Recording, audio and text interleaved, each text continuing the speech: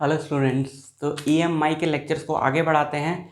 Last video lectures में हमने motional EMF के बारे में पढ़ा, उससे रिलेटेड डेरिवेशंस किए और बहुत इंपॉर्टेंट न्यूमेरिकल्स किए। यहाँ पर हम लोग एक बहुत इंपॉर्टेंट डिस्कशन करने वाले हैं और वो डिस्कशन है एनर्जी कंजर्वेशन से रिलेटेड। आपको 2-3 वीडियोस पहले समझाया गया था कि किस तरीके से लेंज लॉ वाले वीडियो में हमने देखा था कि किस तरीके से एनर्जी जो है वो कंजर्व्ड रहती है ड्यूरिंग होल दिस प्रोसेस। अभी उसी चीज़ को हम लोग मैथमेटिकली प्रूव करने वाले हैं और यहाँ पे हमको 2-3 बहुत इंपॉर्टेंट क्वेश्चंस के आंसर्स भी मिलेंगे जो तुम्हारे दिमाग में अब तक शायद घूम रहे हों। एक बार फिर हम वही डायग्राम बनाएं जो हमने मोशनल ईएमएफ वाले लेक्चर में बनाया था, और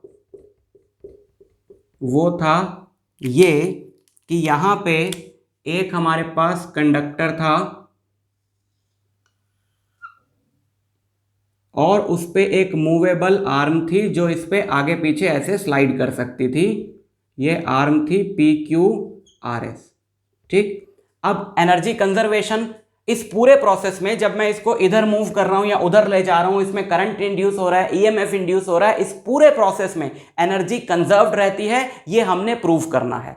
थ्योरेटिकली हम इस चीज को ऑलरेडी समझ चुके हैं, बट मैथमेटिकली हम इस चीज को प्रूव करेंगे।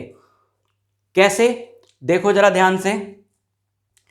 इसकी लेंथ क्या थी, इस रॉड की लेंथ क्या थी, याद करो। इस रॉड की लेंथ थी L और ये इधर मूव कर रही है या उधर मूव कर रही है V वेलोसिटी से, और इसमें करंट इंड्यूस हुआ I। ठीक, हम मान लेते हैं कि PQ साइड का जो रेजिस्टेंस है वो R है, हम ऐसा मान लेते हैं। और जो बाकी तीनों साइड्स हैं उनका रेजिस्टेंस नेग्लिजिबल है, ऐसा मान लो। इस डेरिवेशन के लिए हमारे लिए इजी रहेगा थोड़ा काम। तो हम ये मान सकते हैं कि पूरे ही कॉइल का जो रेजिस्टेंस है वो R है, क्योंकि इसका R है और बाकी तीनों का नेग्लिजिबल है।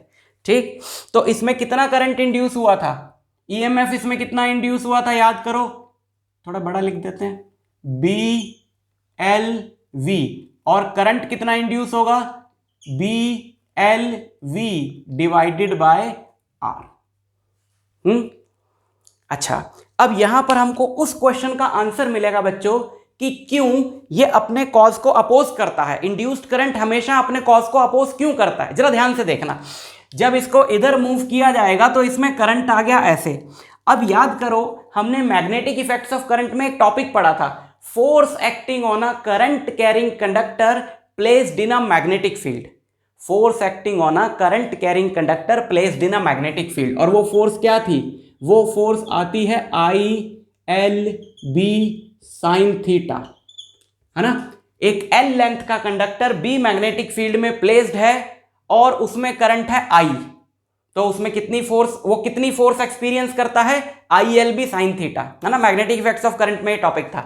थीटा क्या होता है, थीटा L और B के बीच का एंगल होता है जो इस वक्त 90 डिग्री, क्योंकि L ऐसे है, B अंदर की तरफ है।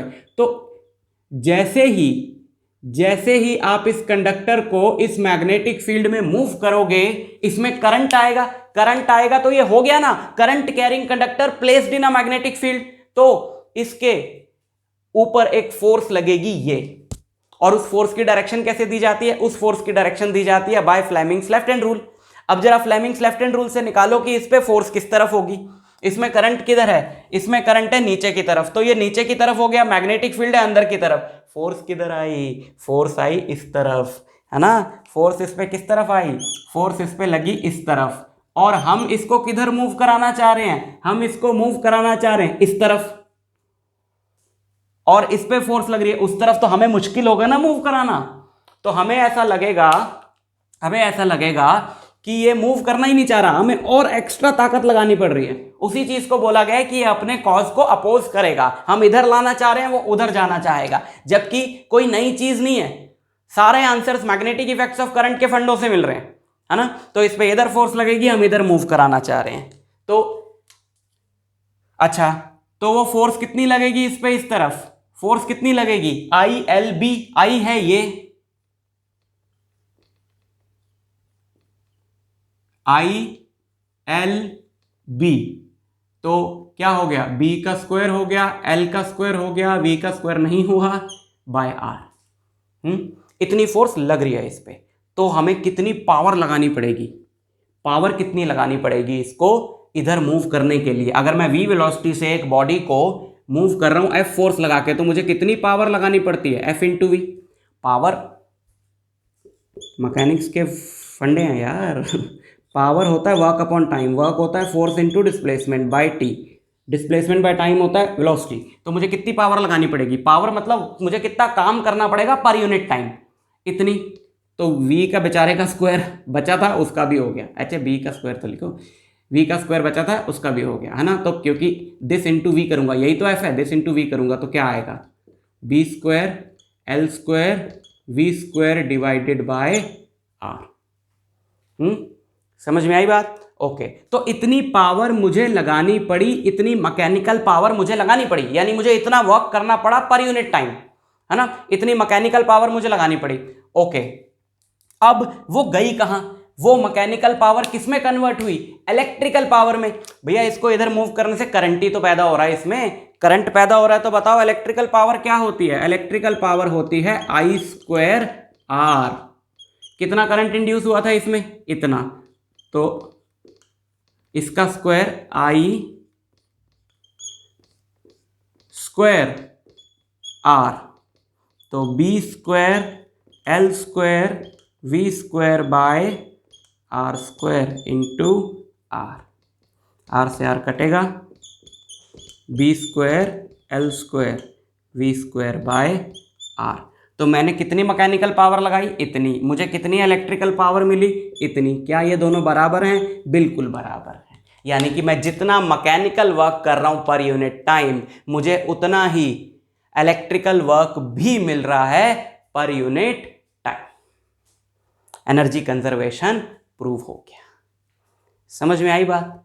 अच्छा, जाते जाते मैं एक छोटा सा फॉर्मूला यहां पर बता दूं आपको, जो एनसीईआरटी में बताया गया है। हालांकि बहुत ऑब्वियस सा फॉर्मूला है, बट वो रिलेशन हम लोग निकाल लें। क्योंकि बच्चों ईएमएफ क्या होता है, ईएमएफ होता है D phi by D T. और ई क्या होता है, ई होता है आई आर। और आर क्या होता है, सॉरी आई क्या होता है, D Q by D T. अगर मैं इन दोनों को डिवाइड करूं, E by E, this by this is D phi, this is D Q, है ना। डी आई की जगह लिखा ना D Q by D T, R को क्यों छोड़ दिया, ये D phi by D T upon D Q by D T into R. T से टी कट गया, ये इससे कट गया।